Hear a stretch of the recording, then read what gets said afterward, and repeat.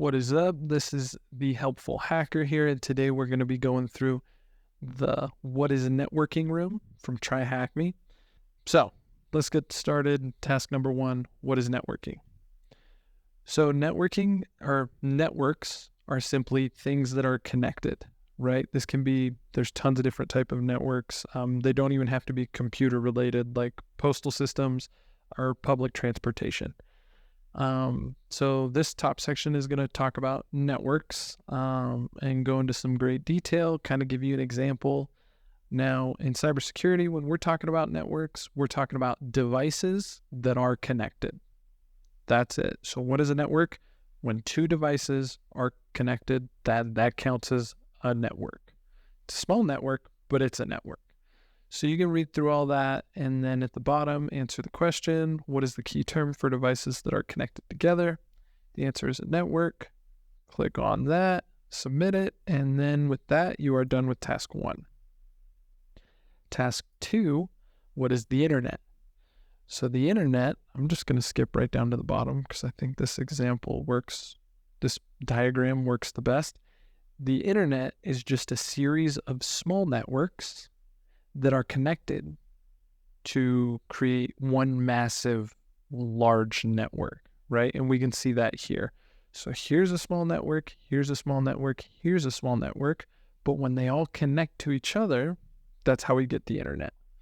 Now, I skipped over this. You should still read through it. This just gives you an example of like a small network and how Alice is the connection point between, Jim and Bob can now connect to Zane through Alice or whatever.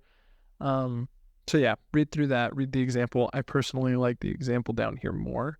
And then this middle section is going to talk about the origin of the internet, or the World Wide Web. And it's going to talk about how it started from the ARPANET and all that good stuff. Not crazy important, but you should still probably read through it. So now down here at the bottom, they make a distinction between a private network and a public network, right? So each one of these zones, that's baby blue, green, orange, each of those colors is a private network, right? But the connection points are public networks. And we're going to talk a little bit more about that when we get into IP addresses, which I believe is the next section. So just know there's private and public networks, and the internet is just a series of small networks that all connect together to form one giant large network. And then, of course, I forgot, answer the question at the bottom. Who invented the World Wide Web? It's this guy. And you can find out about that in this middle chunk right here. It gives you a brief overview of that. So if you've done all that, submit the question. You have finished task number 2. Next is task number 3.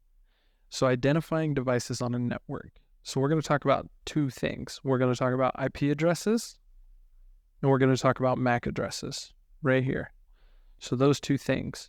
And I'm going to use the example that they give here because it's a good example. IP addresses are like our name, whereas MAC addresses are like our fingerprints. If we really want, it might require some effort, but we can go change our name legally and get a different name, right? Our fingerprints, you really can't change those. And that's the same thing for a MAC address. You really can't change a MAC address.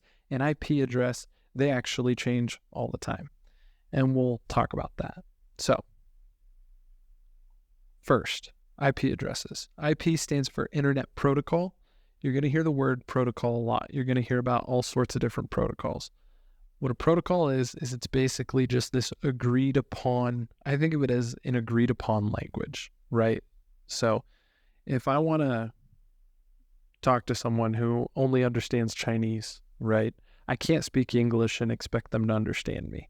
It's the same thing with devices. If you want your phone to be able to contact another phone or, connect to a computer or whatever, they need to be speaking the same language. So protocols help devices speak the same language so that they can all communicate and be interconnected. And this first one is the Internet Protocol. So That's what IP stands for. And we're going to talk about IP addresses, which, like I said earlier, you can think of an IP address as like a name for an individual device. So your computer has an IP address, your phone has a different IP address, and so on. So IP addresses look like this. They're broken up into 4 parts, which are called octets, and each octet can range from 0 to 255. And these are just numbers associated with a device so that we can identify it on a network. So you're going to read through this top part, read through all this, and then down here they give an example, right? So you have these 2 devices, and both of these devices are on the same network. So they're on a private network, just like earlier we talked about.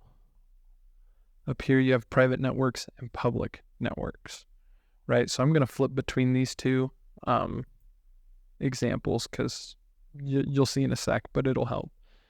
So because they're on the same network, they both have unique private IP addresses. One ends in a 0.74, one ends in a 0.77. They're different, but their public IP address is the exact same, right? So why would that be?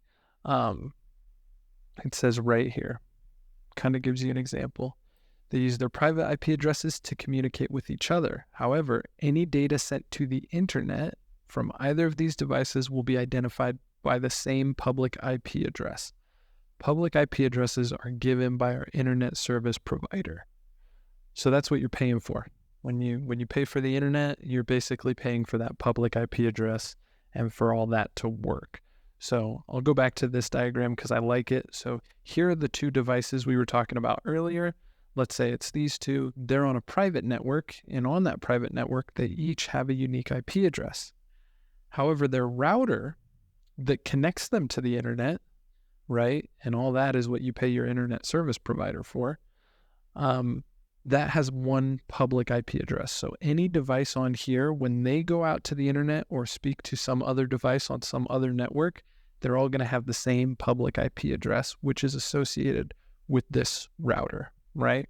And that's the case for all of these networks. And that's the case for most networks, especially like your in-home network. You probably have a router, and you probably have a public and a private IP address for a device, So that's public and private IP addresses and a little bit on public and private networks. So hopefully that made some sense.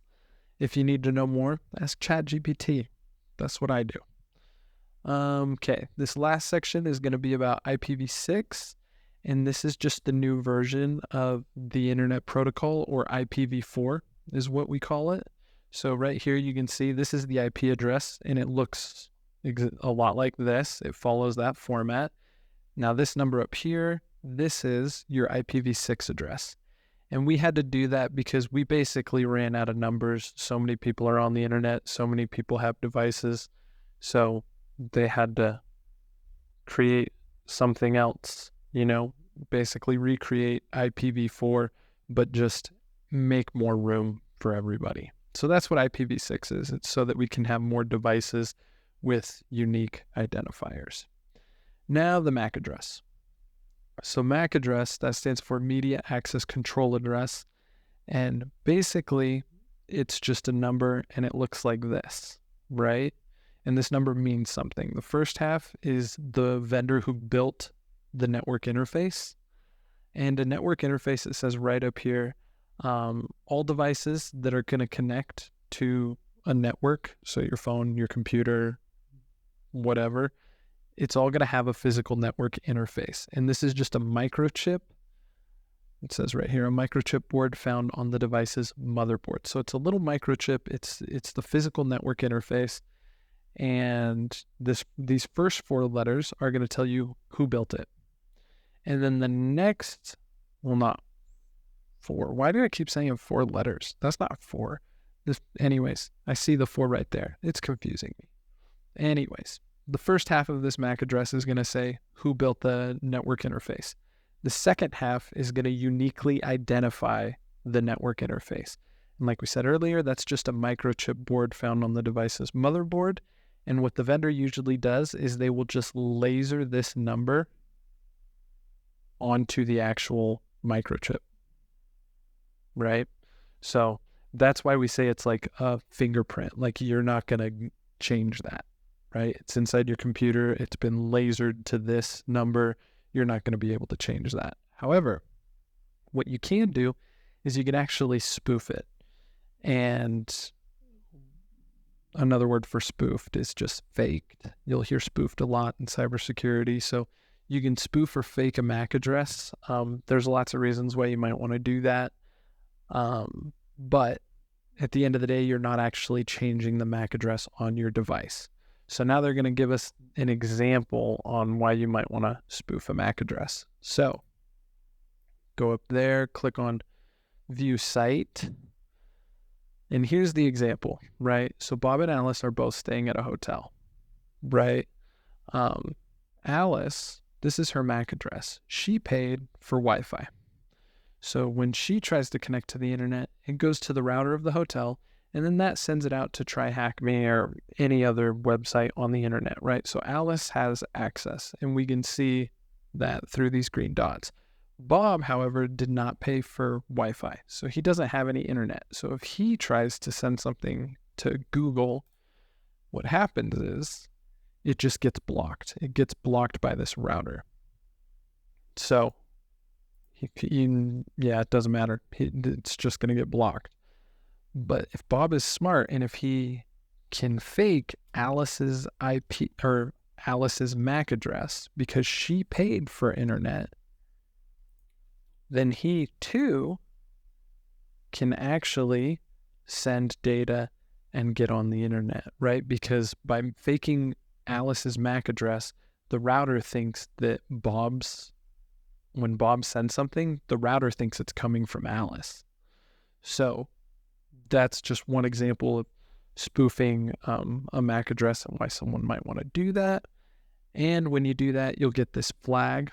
So you can just copy that flag, paste it in at the bottom, and then go through and finish answering these questions.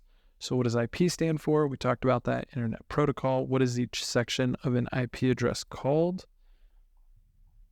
Hold on. We talked about that too. It's an octet.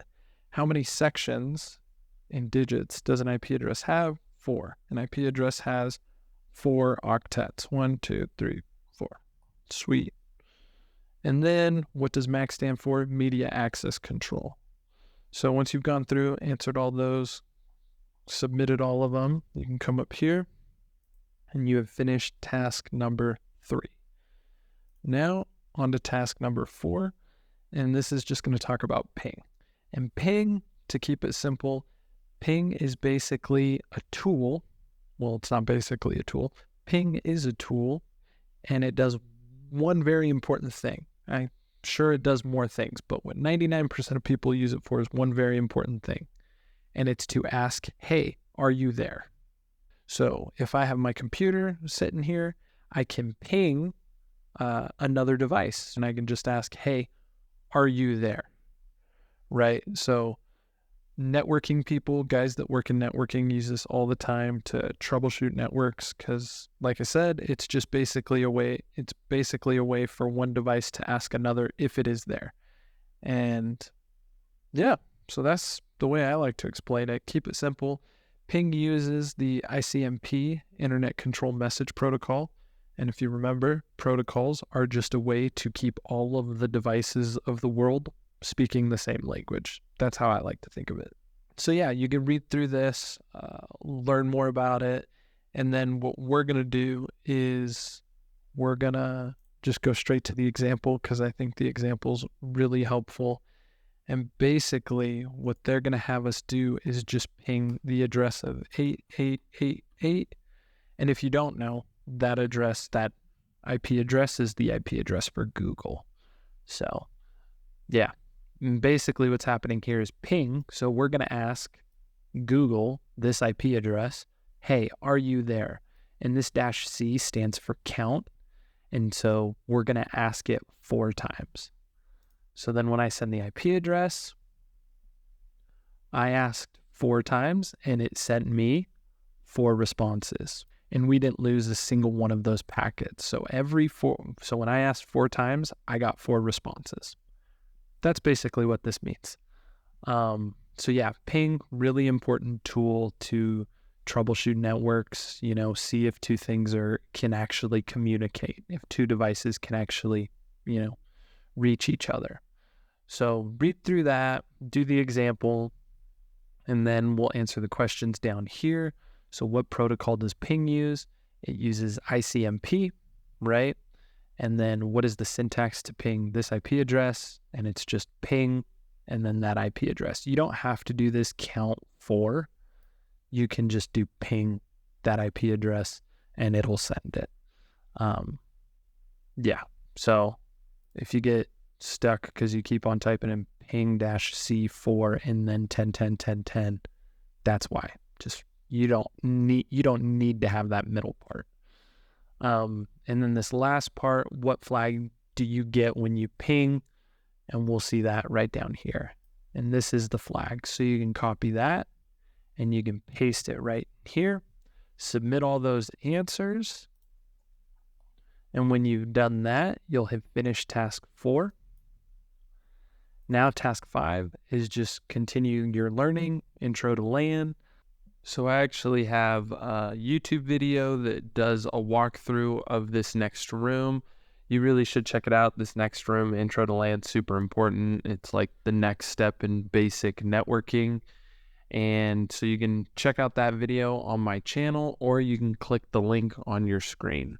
If you found this video helpful at all, give it a like, subscribe to my channel, and once you've done that, you finish task 5, and with all that, you've finished the What is Networking room from TryHack.